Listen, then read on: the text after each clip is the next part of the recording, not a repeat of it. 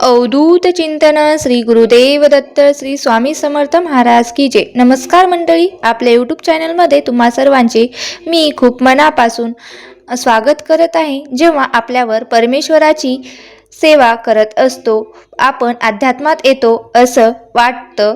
जेवढी जमेल तेवढी आपण सेवा करत असतो, घरातल्या घरात करत असतो। जबाबदाऱ्या, शारीरिक आर्थिक मानसिक कष्ट सगळं आपल्यासोबत असतं, पण तरीही आपण सेवा करण्याचा प्रयत्न हा करत असतो। आणि तेव्हा बऱ्याच वेळा असं होतं की माझ्याकडून सगळ्या सेवा करून घेतात, पण माझं काही प्रारब्धात जे काही भोग आहेत ते काही संपत नाही। थोडक्यात काय तर एवढ्या सगळ्या सेवा करूनही माझी इच्छा पूर्ण होत नाही। मग अशा वेळेस काय केलं पाहिजे तुम्हाला माहीत आहे का? प्रत्येकाच्या प्रारब्धात काय लिहिलेलं आहे माहीत नाही, पण आपला विचार आचार आपला प्लॅन आपल्यासाठी खूप छोटा असतो, पण गॉड म्हणजे देव आपल्या तो मोठा ठेवत असतो। देवाचा विचार हा खूप मोठा असतो आपल्यासाठी। देव आणि आपल्याला आपण करत असलेला देवाचा विचार खूप मोठा असतो। नेहमी एक अंक असतो आपल्या डोक्यात, एवढंच मला पाहिजे, जेवढं आपण त्या अंकावरच आपला आयुष्य हा चालवत असतो। पण परमेश्वराला अंक कळत नाही, तो जास्त देण्याचा प्रयत्न करत असतो, पण कधी योग्य वेळ आल्याशिवाय कधीच कोणाला काही मिळत नाही।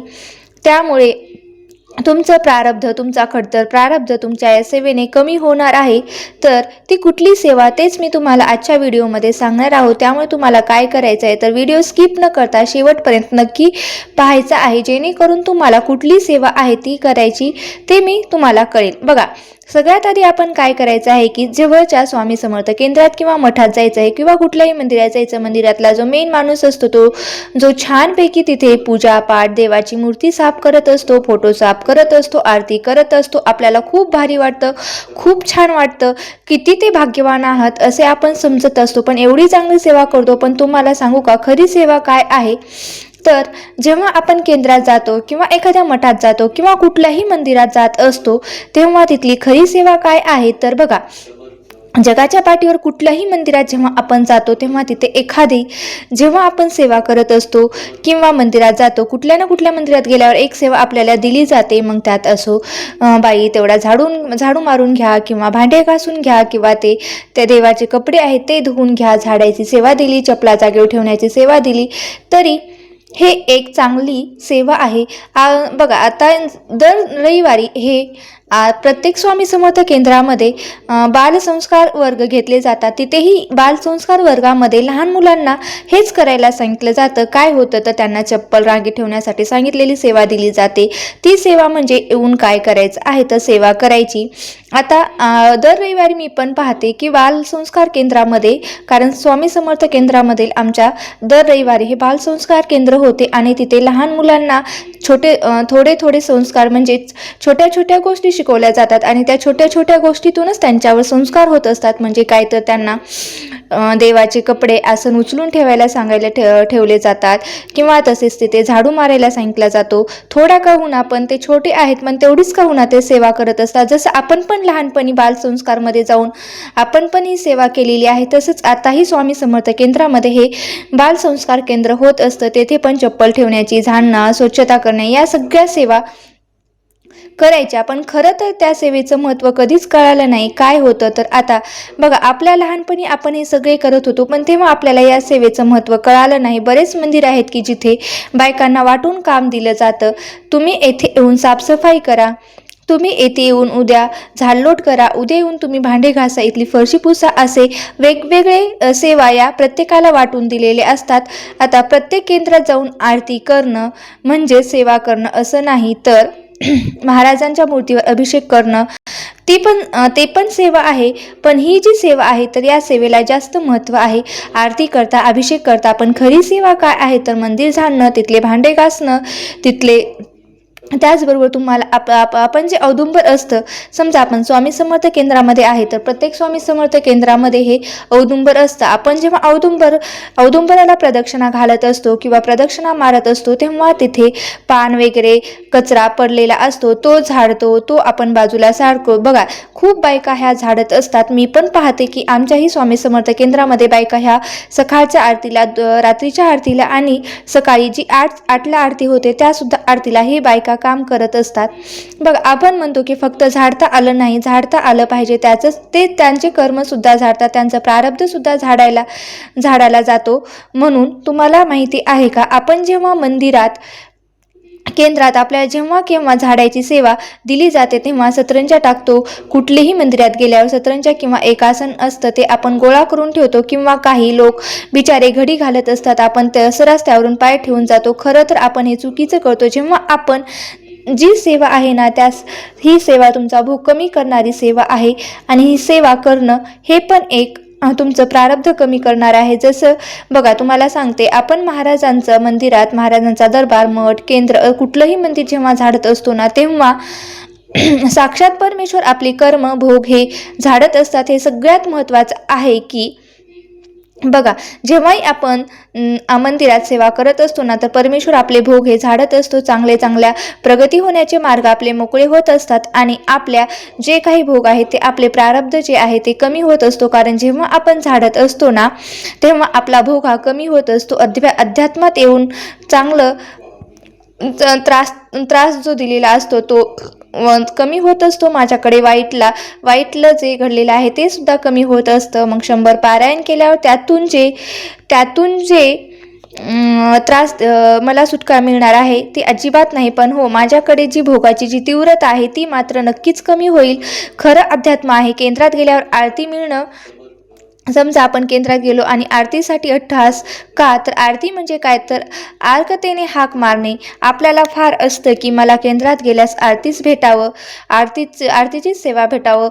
व्यक्ती म्हणजेच काय, तर त्याला आरती त्याबरोबरच महाराजांची कृपा आहे असं नाही. आपण बऱ्याच कमेंट असतात की बघा, आपण आरती नाही मिळत किंवा नैवेद्य घेऊन जायचं. प्रत्येकाला वाटतं की माझ्या घरातून अन्नग्रहण महाराजांनी करावं. आजही असंख्य असे केंद्र आहे जिथे रोज अनुभव येतात की महाराज अन्न ग्रहण करतात, आणि महाराजांच्या प्रत्येकाला वाटायला ही तरी इच्छा पूर्ण व्हावी असे म्हणणे. जो नैवेद्य घेऊन चालला आहे त्याच्यातलं एक घास महाराजांनी ग्रहण करावा. आता त्याच्यापेक्षा जेव्हा तुम्ही झाडता, आपल्या घरातील तुम्ही आरती करू शकता. आरतीच म्हणजे काय, तर महाराजांनी आर्कतेने हाक मारणे. पंचप्राण हे आतुर झाले तव करण्या आरती, सगुण रूपाने घेऊन स्वामी स्वीकारा ही आरती.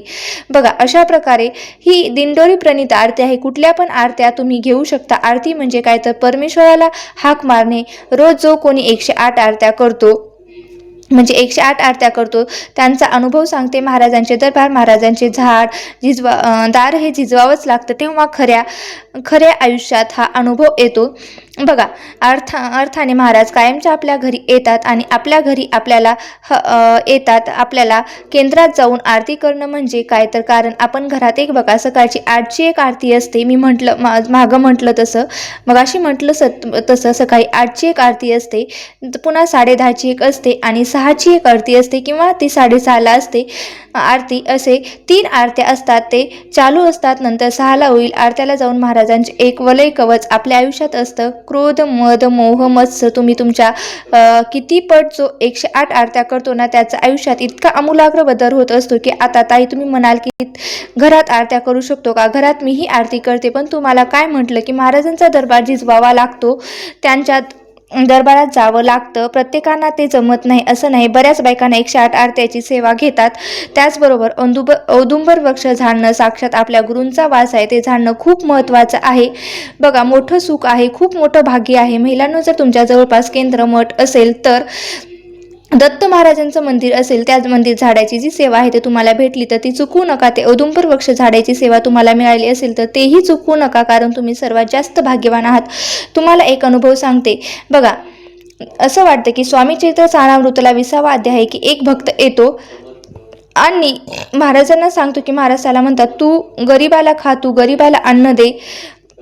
तर ते अन्न देतो, आणि महाराज म्हणतात की त्याच ताटात बस आणि तूही ते अन्न ग्रहण कर. तेव्हा त्याच्या मनात काय येते की उष्ट अन्न मी का ग्रहण करू? मग तो काय करतो, तो त्याच्या मनात विचार आला. महाराजांना तो कळाला. तेवढाच एक माणूस आला आणि तो महाराजांकडे पदर पसरतो. तो त्याची करुणा कहाणी सांगतो. त्याला म्हणतात अन्न ग्रहण कर. क्षणाचाही विलंब न करता तो अन्न ग्रहण करतो, आणि महाराज म्हणतात तू मुंबईत चला जा आणि तुला तुझ्या अडचणी नक्कीच दूर होतील. नक्कीच तो मुंबईला येतो. उगाच भटकू लागला, आणि मग एक दिवस सकाळी एका बाईच्या दाराच्या बाहेर गेला आणि त्याला 10,000च्या नोटा आणून दिल्यावर ती बाई त्याला 10,000च्या नोटा आणून देते, आणि ती म्हणते थोडक्यात काय तर महाराजांवर विश्वास ठेवा. कुठलंही कार्य कुठलंही काम हे कमी नाही आणि महाराजांनी आपण सेवा करत असतो. आपलं प्रारब्ध हे कमी होतंच. मला सांगा, आधीचा भूतकाळ बघा आपला आणि आत्ताचा वर्तमान काळ बघा. महाराजांची सेवा केल्यावर किती सुंदर आयुष्य, किती सुंदर आणि चांगले आयुष्य आपण हे जगत आहोत.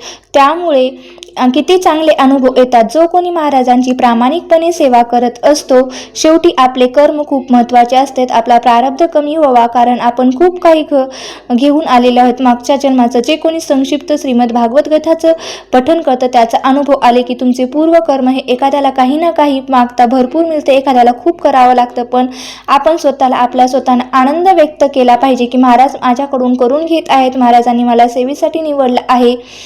म्हणून सांगते, करता करविता तू एक स्वामीनाथा, तुझी आणि तुम्ही करता करविता तुम्ही एक स्वामीनाथा, मी मात्र निमित्त मात्र. अशा सेवा करा की आपण केंद्रात जातो, कुठेतरी चप्पल टाकतो, कुठल्याही ठिकाणी टाकतो, मंदिरात जातो, अशा छानपैकी स्टँड ठेवलेला असतो. कोणीही स्टँडवर चप्पल ठेवत नाही, इकडे तिकडे ठेवतो. मग कोणीतरी येऊन आपली चप्पल जागेवर ठेवतो. आपण कोणीतरी चप्पल उचलावी, ते आपल्यासाठी अजिबात चांगलं नाही, हे आपल्यासाठी चांगलं नाही. कोणीतरी आपली चप्पल उचलून ठेवत आहे, ती सेवा कोण करायलाही भाग्य लागतं. आजही बऱ्याच केंद्रामध्ये बघते की आमच्या केंद्रातही आमच्या जवळच्या केंद्रातही खूप जण आहेत ते म्हणजे जेव्हा स्वामी समर्थ केंद्रामध्ये सप्ताह असतो त्यावेळेस ती एक सेवा एक असं पर्टिक्युलर व्यक्तीला दिली जाते की तुम्ही ही चप्पलाची सेवा घ्या, ही तुम्ही उचलून ठेवा. यामुळे काय होतं तर आर्थिक अडचणी या सेवेने कमी झालेल्या आहेत. ज्यांना लिहिता वाचता येत नाही, फक्त केंद्रात येणं, महाराजांचे झाडूची सेवा करणे, भांडे घासणे किंवा औदुंबराच्या अशा ज्या काही सेवा आहेत त्या परिसर झाडणं, ह्या सगळ्या सेवा करून त्यांचे कितीतरी लाखांचे त्यांचे कर्ज हे नील झालेले आहेत. अगदी डोळ्यासमोर बघणाऱ्या मावशी ह्या सुद्धा म्हणजे खूप जणांचे असे त्यांना अनुभव आलेले आहेत. फक्त काम करता ही काम काही उच्च कोटीची सेवा आहे जी महाराज त्यांच्याकडून करून घेतात. मग अशा बारीक बारीक गोष्टी आहेत ज्या आहेत ते हार बनवणं आहे, महाराजांचे वस्त्र धुणं आहे, त्या सेवा सुद्धा करणं तेवढंच महत्त्वाचं आहे. करता काही नाही तरी लिहिता वाचता येत नाही, अखंड नामजप तरी बसून करता आलं पाहिजे. तुम्हाला समजा लिहिता वाचता येत नाही तरी तुम्ही बसून अखंड नामजप सुद्धा करू शकता. नामजपाला काहीही सुटका नाही आणि कुठलीही सेवा नाही.